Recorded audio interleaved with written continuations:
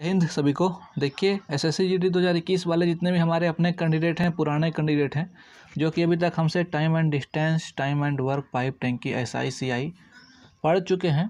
ऐसा नहीं कहते हैं कि हम बहुत अच्छा पढ़ाते हैं, लेकिन जीरो लेवल से पढ़ाते हैं। हमको पूरा विश्वास है कि अगर कोई स्टूडेंट कुछ नहीं जानता है उसके बाद भी गणित में अच्छा नंबर ला सकता है।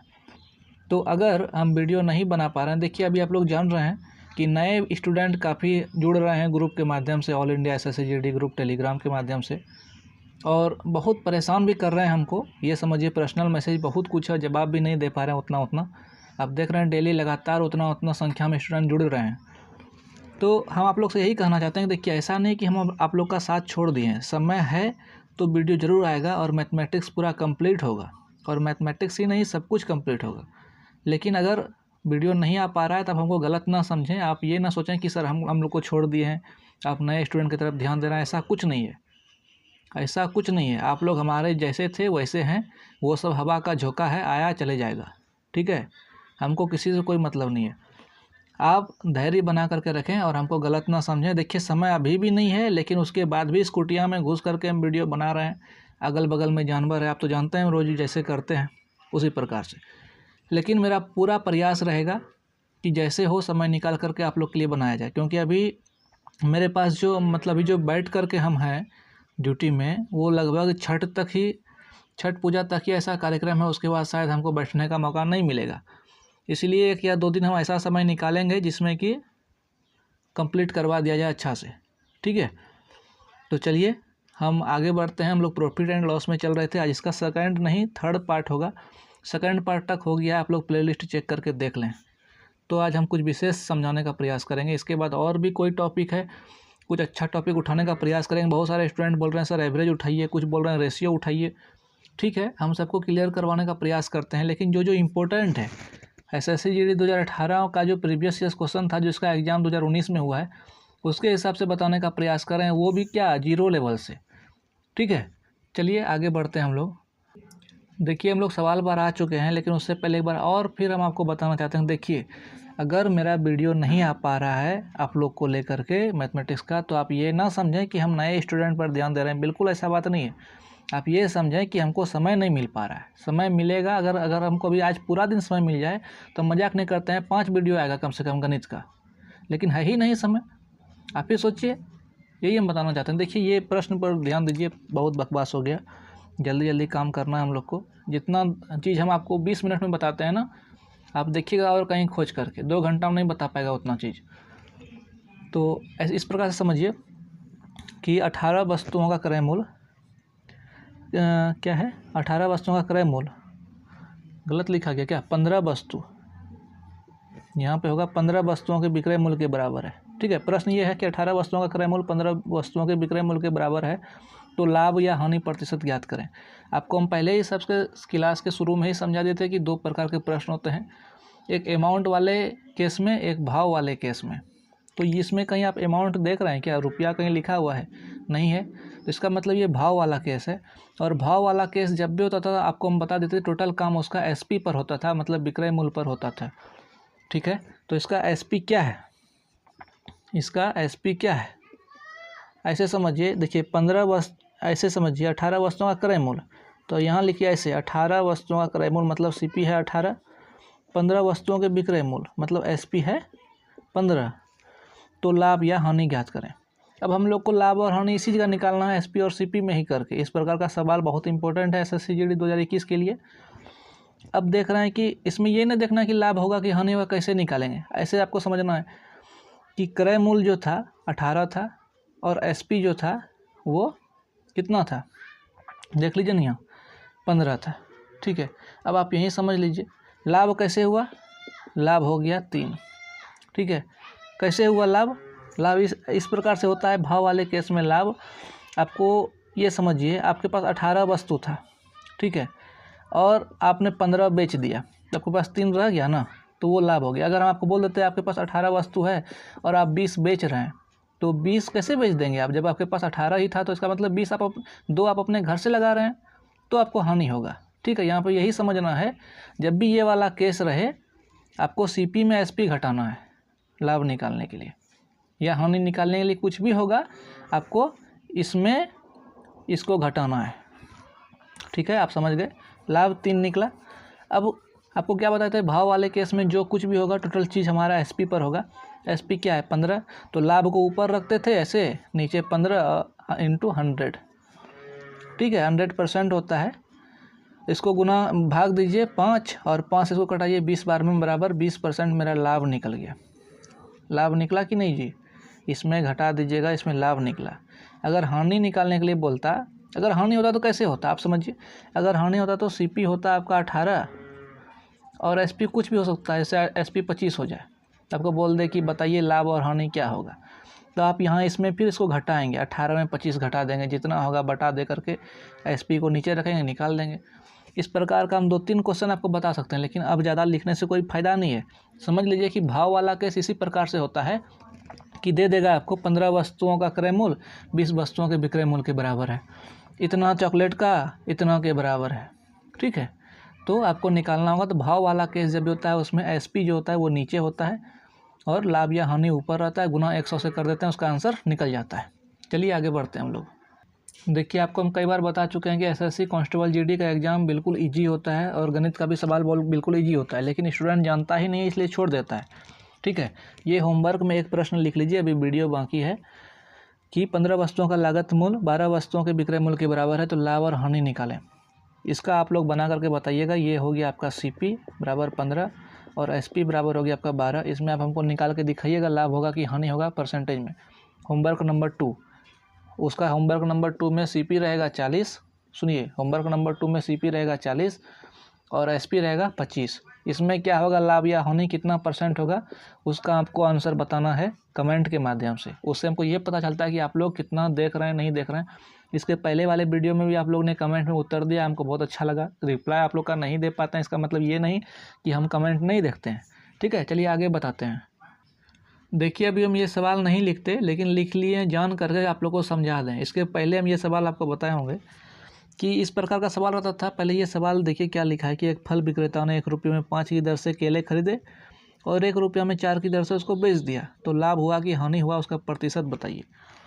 आपको याद होगा, आपको कुछ सवाल ऐसा बताए थे कि कुछ वस्तुएं 5 रुपया में 6 के हिसाब से बेचते हैं और 6 रुपया में 5 के हिसाब से बेचते हैं। तो आप लोग क्या करते थे, कुछ वस्तुएं 5 रुपया में 6 के हिसाब से बेचते थे और 6 रुपया में 5 के हिसाब से बेचते थे। तो आप लोग के मन में क्या भ्रम बैठ गया था कि ये और ये और ये और ये सेम रहेगा तब होगा। तो ये अवधारणा जो आपके मन में बैठ गया था वो निकालना चाहते हैं। ऐसा बात नहीं कि सब सेम रहे तभी होगा, इसको निकाल दीजिए मन से। इसमें पढ़िए क्या है, 1 रुपया में 5 की दर से सीपी था भैया, 1 रुपया में 5 तो बेचा और फिर क्या क्या खरीदा, 1 रुपया में 5 खरीदा और 1 रुपया में 4 तो बेच दिया। आप एक महान आदमी हैं, मान लीजिए आपको हम 1 रुपया में 5 तो आम दे देंगे, ठीक है, और आपको बोलेंगे आप तुम जो हो 1 रुपया में 4 तो आम बेच दो, तो आपको क्या पता चलेगा, चलो एक आम मेरा बचा हुआ रह गया, मतलब लाभ हुआ ना। तो लाभ हो गया, पता चल गया लाभ हो गया। इसमें आप इस प्रकार से भी निकाल सकते हैं कि लाभ कितना हुआ, 5 आम था, 4 बेचे, 1 लाभ हुआ।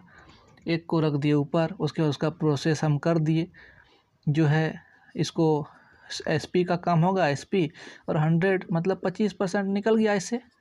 ठीक है, ऐसे आप तो निकाल लिया, आंसर ये भी हो गया। लेकिन आपको हम उसी हिसाब से बताना चाह रहे हैं जिस हिसाब से पहले बताए थे।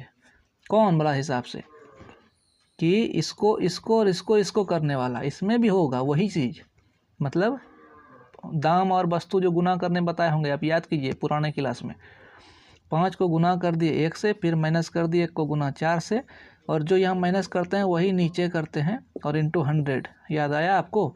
इसको भी जब आप सॉल्व कीजिएगा ना, 5 माइनस 4 1 और बटा 4 इंटू 100 बराबर 25%। तो इसका मतलब यही हुआ कि दोनों प्रकार से हम बना सकते हैं। और ये अगर अलग भी रहे, अलग चीज़ भी रहे, इसके हिसाब से उतना नहीं रहे, तो भी हम ये फार्मूला लगा सकते हैं। अगर नहीं समझ में आया तो बैक करके देख लीजिएगा, समझ में आएगा। हम कुछ दूसरा टाइप बताने का प्रयास करते हैं। देखिए, अभी जो आप ये सवाल देख रहे हैं ये बहुत ही मोस्ट इम्पोर्टेंट सवाल है एसएससी जीडी के लिए। और वीडियो में हम लोग इतना आगे बढ़ गए, लगभग 10 मिनट हो गया, उसके बाद हम लोग मेन सवाल पर आ चुके हैं। ठीक है, इसका मतलब यही हुआ आज कि इस प्रकार का सवाल आप जहाँ भी देखें कैसे बनाएंगे, ये बहुत ही इंपॉर्टेंट टाइप प्रश्न है। पहले प्रश्न पढ़िए। 1 दर्जन बॉल पेन को बेचने पर एक दुकानदार को 4 बॉल पेन के विक्रय मूल्य के बराबर लाभ होता है, तो लाभ प्रतिशत ज्ञात करें। प्रश्न पढ़ने के बाद स्टूडेंट इसको छोड़ करके आ जाता है, क्योंकि उसको इसका कॉन्सेप्ट ही नहीं पता है।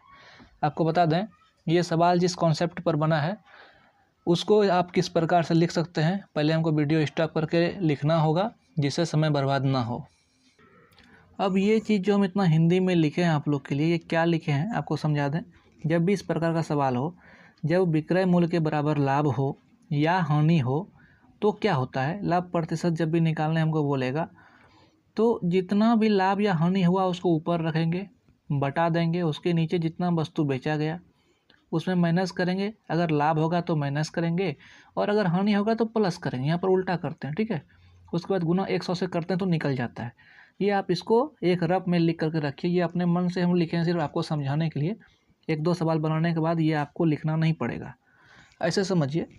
पहले प्रश्न पढ़िए। क्या दिया, 1 दर्जन बॉल पेन को बेचने पर एक दुकानदार को 4 बॉल पेन के बराबर क्या होता है, लाभ होता है। एसपी कितना है, कितना बॉल पेन को बेचा, 1 दर्जन मतलब 12 बॉल पेन को बेचा। ये आप समझ गए, 1 दर्जन मतलब 12 होता है। और क्या हुआ, उसको 4 बॉल पेन के बराबर लाभ हुआ। ये आप समझ गए। अब देखिए कैसे होगा ये जो हम शुद्ध हिंदी में लिखे हैं आपके लिए, इस पर कैसे बैठाएंगे। सबसे पहले हम लोग को देखना है कि क्या हुआ है, लाभ हुआ है, बोल देगा यहीं पे, आपको प्रश्न में ही बोल देगा कि लाभ हुआ है, ठीक है। जैसे पता चला कि लाभ हुआ है तो हम लोग लाभ प्रतिशत निकालने लगते हैं। लाभ प्रतिशत कैसे निकालते हैं, आपको बोले हैं कि जितना वस्तु का लाभ या हानि हुआ, तो यहाँ पर लाभ हुआ, कितना वस्तु का लाभ हुआ, 4 बॉल पेन का लाभ हुआ, तो 4 को ऊपर रखें। उसके बाद क्या है, जितना वस्तु बेचा गया, कितना वस्तु बेचा गया, 1 दर्जन को बेचा तब ना 4 लाभ हुआ। 1 दर्जन मतलब 12 को बेचा और माइनस लाभ, तो यहाँ लाभ का ही बात किया गया तो माइनस घटा देंगे। लाभ कितना हुआ था, 4 पेन का, तो 4 को घटा देंगे और इंटू 100 कर देंगे। मतलब आपका हुआ 4/8 और इंटू 100। 4 से 2 बार में, 2 से 50 बार में, बराबर 50% लाभ हो गया, ठीक है। अगर यहीं हमको बोल देता, सवाल पहले आप लोग उतार लीजिए, इसको नोट कर लीजिए। अगर यहीं हमको बोल देता कि 3 कलम का हानि हो गया, ठीक है, यहाँ लाभ नहीं, यहाँ बोल देता 3 कलम का हानि हो जाता है, तो क्या करते, जितना हानि होता है उसको ऊपर रखते, जितना कलम टोटल बेचे उसको नीचे रखते और हानि को जोड़ देते और गुना कर देते, निकल जाता आंसर। समझे कि नहीं समझे? जहाँ आप नहीं समझे कमेंट के माध्यम से हमको ज़रूर बताइएगा, सर हम इस सवाल में नहीं समझे, ठीक है। अभी देखिए नेक्स्ट सवाल लिखते हैं, आपको क्लियर हो जाएगा। देखिए एक सवाल जो भी लिखे हैं कि 15 वस्तुओं के बेचने पर 3 वस्तुओं के विक्रय मूल्य के बराबर हानि होती है, तो हानि प्रतिशत ज्ञात कीजिए। पिछले प्रश्न में लाभ होता था, इस प्रश्न में हानि होता है। लेकिन जो समझदार स्टूडेंट होंगे वो अभी ध्यान देते होंगे कि हम विक्रय मूल्य के बराबर जब होता है वही सवाल पूछ रहे हैं। ये भी तो हो सकता है कि क्रय मूल्य के बराबर हानि या लाभ हो, तब फिर क्या करेंगे। तो आप घबराएं नहीं, हम आपके साथ हैं, वो भी आपको बताएंगे। और ये प्रश्न बिल्कुल इम्पोर्टेंट टाइप का प्रश्न है कि क्रय मूल्य के बराबर लाभ होना या विक्रय मूल्य के बराबर लाभ होना। तो क्या करते हैं वो हम लोग समझ लेते हैं, लेकिन अभी पहले हम लोग विक्रय मूल्य के बराबर जब लाभ या हानि हो रहा है तो उसमें जो करते हैं वही करेंगे। आपको क्या बताए थे, कितना, पहले ऐसे लिख लिया कीजिए। एसपी बराबर दिया है 15 वस्तु को बेचा और उस पर हानि हो गया 3 वस्तु का, ये लिख लिए हम लोग, क्लियर हो गया। उसके बाद क्या बताए आपको, हम क्या बताए थे कि जितना लाभ या हानि होता है उसको ऊपर रखते हैं, ऊपर रख दिए, जितना वस्तु को बेचे उसको नीचे रखते हैं। अगर लाभ होता था तो घटाते थे, हानि होगा तो जोड़ देंगे। इसमें याद रखिएगा, जब भी ये वाला सवाल रहे विक्रय मूल्य की हानि विक्रय मूल्य के बराबर, तो उसमें याद रखिएगा जब भी हानि होता है तो उसमें जोड़ देते हैं और जब भी लाभ होता है तो उसको घटा देते हैं, ठीक है। तो यहाँ हानि हो रहा है इसलिए हम इसको जोड़ देंगे और इंटू 100 कर देंगे। यही अगर हमको बोल देता कि 4 लाभ हो रहा है या 3 लाभ हो रहा है तो यहाँ पर हम घटा देते, लेकिन यहाँ हानि बोल रहा है इसलिए इसको जोड़ रहे हैं। ये कॉन्सेप्ट है, इसको समझने का प्रयास कीजिए। सॉल्व करेंगे 3/18 इंटू 100, ठीक है। अब इसको जैसे कटाते हैं तो 6 बार में ही कटा। अब 6 से पूरी तो कटेगा नहीं, लेकिन 2 से पहले 3 और 2 से 50, मतलब 50/3। इसको और सॉल्व करेंगे तो अब आपको ये अगर ऑप्शन में नहीं मिला तो आप क्या करेंगे, इसको आप सॉल्व करके और करेंगे, इस प्रकार से भाग देंगे 3 से कितना बार में खाया, 16 बार में, 16 तिया 48, आपका बच गया 2। तो जो भागफल में होता है वही पूर्णांक बनता है, और जो शेष बचता है वही ऊपर चले जाता है, और जिसे भाग देते हैं वो नीचे आ जाता है। तो 16.2/3% हो गया ये हानि। ठीक है, आप समझ गए हमको विश्वास है। अभी एक सवाल और आपको दिखाने का प्रयास करते हैं, रुकिए। देखिए वो चीज़ भी आपको बता ही दें, काहे कि जितना लेट करेंगे उतना आपको तकलीफ़ होगा, एग्ज़ाम भी काफ़ी नज़दीक है। और फिर आपको हम बताना चाहते हैं, अगर आपके लिए हम वीडियो नहीं बना पाते हैं तो सोचिए कि मेरे पास समय नहीं है, मतलब बहुत मुश्किल से समय निकाल करके आप लोग के लिए वीडियो बनाते हैं। हम आप लोग से रिजल्ट चाहते हैं, रिजल्ट। ठीक है, ये देखिए, ये क्रय मूल्य के ऊपर सवाल निर्भर है। इसके पहले विक्रय मूल्य पर चल रहा था। पढ़िए सवाल, अगर 15 वस्तुओं को बेचने पर 3 वस्तुओं के क्रय मूल्य के बराबर हानि होता है या लाभ होता है तो हानि प्रतिशत ज्ञात कीजिए। इसके पहले हम लोग क्या करते थे, जितना वस्तु बेचता था वो विक्रय मूल्य के बराबर लाभ या हानि होता था, लेकिन यहाँ पर क्रय मूल्य के बराबर लाभ या हानि हो रहा है। आप लोग एग्जाम में अच्छे से देखें कि सीपी पूछ रहा है या एसपी पर किस पर बोल रहा है। ठीक है, अब क्या करना है, इसका कॉन्सेप्ट क्या है। विक्रय मूल्य पर बेचता था तो हम लोग क्या करते थे, अगर मान लीजिए यहाँ पे विक्रय मूल्य रहता तो आप क्या करते, आप देखते पहले ऐसे लिख देते 15 वस्तु को बेचा तो एसपी बराबर कितना भैया, 15 वस्तु को बेचा, 3 वस्तु का के क्रय मूल्य के बराबर हानि हुआ, तो हानि जो हुआ 3 वस्तु का हुआ, ऐसे लिखते। अगर यहाँ पर विक्रय मूल्य होता तो आप लोग क्या करते, पहले वाला सिस्टम से जितना हानि हुआ उसको ऊपर रखते, नीचे एसपी को रखते, जितना वस्तु बेचा मतलब, और हानि हुआ तो इसको जोड़ देते हैं, गुना 100 कर देते हैं, आपका आंसर हो जाता है। लेकिन यहाँ पर क्या बोला है, यहाँ पर विक्रय मूल्य नहीं बोला है, ये चीज़ विक्रय मूल्य के लिए था। विक्रय मूल्य का सिस्टम खत्म हो गया, यहाँ पर अब क्रय मूल्य वाला चल रहा है। पूछ रहा है कि क्रय मूल्य के बराबर जब लाभ या हानि हो तो क्या करना है। साधारण सा कुछ नहीं करना है, जितना भी लाभ या हानि होता है उसको ऊपर रख लेते हैं, और जितना एसपी रहता है, जितना वस्तु को बेचा है उसको नीचे रख लेते हैं, और डायरेक्ट 100 से गुना कर देते हैं। क्या समझे, यही है कि क्रय मूल्य के बराबर जब भी लाभ या हानि होगा तो हमको कुछ नहीं करना है, जोड़ घटाव कुछ नहीं करना, साधारण सा जो मेरा लाभ या हानि होगा उसको ऊपर रख लेंगे, जितना वस्तु बेचा गया या जो भी एसपी था मेरा उसको नीचे रख लेंगे, और इंटू 100 से गुना कर देंगे, कटा 5 बार में और 5 से 20 बार में, बराबर 20% का जो भी यहाँ पर दिया रहेगा हानि या लाभ, उतना % हानि हो जाएगा या लाभ हो जाएगा।